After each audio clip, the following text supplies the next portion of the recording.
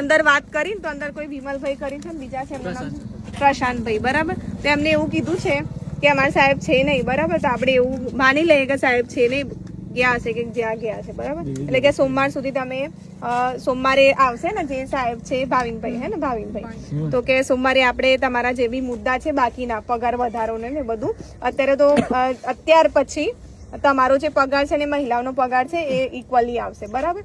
સોમવારે આપણે સોમવાર સુધી અહીંયા કામ ચાલુ કરીએ. જો તમને કોઈને ફોન આવે અથવા બીજી કોઈ રીતે કંપનીમાં કે તમારા મોઢા યાદ છે ને અંદર જે કીધું એ, બરાબર, કોઈને કોઈ પણ પ્રકારની હેરાનગતિ થાય ને તો તરત જ આપણે મને ફોન કરી દેજો, આપણે ફરીથી આંદોલન ચાલુ કરવાનું છે, બરાબર. બીજું કે સોમવારે એ ભાવિનભાઈ આવે કે ના આવે, સોમવારે જો આપણી વાતચીત નહીં થઈ આમની સાથે, જો નિરાકરણ નહીં આવે તો આપણે ફરીથી આંદોલન ચાલુ કરીશું. એટલે બધા મગજમાં ફિટ કરી દેજો. આપણે રેગ્યુલરલી આવીશું તો ખરા, પણ સોમવાર સુધી ના. સોમવારે આપણે જવાનું, પૂછી લેવાનું કે આવવાના છે કે નહીં. બપોર સુધી ના આવ્યા તો પછી આપણે ચાલ, એટલે તૈયારી સાથે આવવાનું આપણે એ રીતે, બરાબર. કે સોમવારે મને લાગતું નથી કે આવે તો સારું છે એમ તો. અને જો આયા તો પછી આપણે વાતચીત કરી રહીશું. અને જો આયા પછી બી વાત નથી અટકી જતી. આયા પછી જો આપણી માંગણીઓ લોકો નહીં લે કે ભાઈ આપણો પગાર વધારો, કલાકો, મેં ત્યાં બી વાત કરી કે જેટલા 8 કલાક છે એટલા 8 કલાક જ કરાવજો, વધારે કામ નહીં કરાવતા. પહેલા જે તમે પછી એવું કે અમે તો કામ નથી કરાવતા આમ તેમ, મેં કીધું પહેલાની વાત જવા દો. પછી આ બી વસ્તુ નતા માનતા એ લોકો કે તમને ફોન કરીને ધમકીઓ આપીએ છે કે કોઈને ફોન નથી કરે આમ તેમ બધું, બરાબર. હા, એ લોકો માનતા નથી. તો મેં કીધું ચલો ફોન આયા હતા તો એ વસ્તુ જવા દો, એ હવે ભૂતકાળ થઈ ગયો. તો હવે ભવિષ્યમાં કોઈ ફોન ના આવવા જોઈએ. એમને ફક્ત 8 કલાક કામ કરાવજો અને બાકીનું જે પગાર વધારાનું છે બધું સોમવારે આપણે નક્કી કરીશું. સોમવારે જો પગાર વધારો નહીં થાય, મહિલાઓને પણ સમાન વેતન નહીં મળે તો આપણે ફરીથી આંદોલન ચાલુ કરીશું, બરાબર.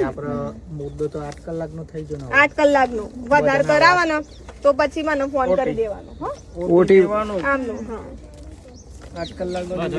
જે લોકોએ જેટલા કલાક, એક કામ કરો, સોમવાર સુધી જે લોકોના જેટલા કલાક કામ કરાવતા હોય ખાલી લખી રાખજો કે મને આટલા કલાક વધારે કામ કરાવડાય, તો આપણે ડેટા એમના મોં ઉપર ફેંકીશું, બરાબર. સોમવારે આટલું અમને આમ તો નહીં કરાવે આ પછી તો, બરાબર. તો બધા એગ્રી છે આ વસ્તુમાં, બરાબર ને? કોઈ કોઈને દબાવવાનું નથી. જો તમને દબાણ કરતા હોય તો જાણ કરી દેવાનું. આપણે કોઈ ચૂકવાનું નથી, નમવાનું નથી, બરાબર ને? કેમ કે આપણે છીએ તો એમની ફેક્ટરી છે. કાલથી 8 કલાક જ 8 કલાક મેં કીધું ને. સોમવાર સુધી જો તમને વધારે કામ કરાવે તો તમારે લખી રાખવાનું. કાલથી 8 કલાક ચાલુ કરો. આપનું નામ છે જયેશભાઈ, તો જયેશભાઈ ને આ કાલે મંગળવાર છે, હે ને? તો કે મંગળવારે અમને આટલા કલાક વધારે પ્રોડક્શન ડિપાર્ટમેન્ટ છે એમાં 10 કલાક છે, પણ આ લોકો બીજા 10 કલાક વહેલા આવે, બરોબર. અમારે એવું છે, તો પછી જોવું પડે એ લોકો 8 કલાક જ કરો. 8 કલાક ટાઈમિંગ જોઈ લેવાનું.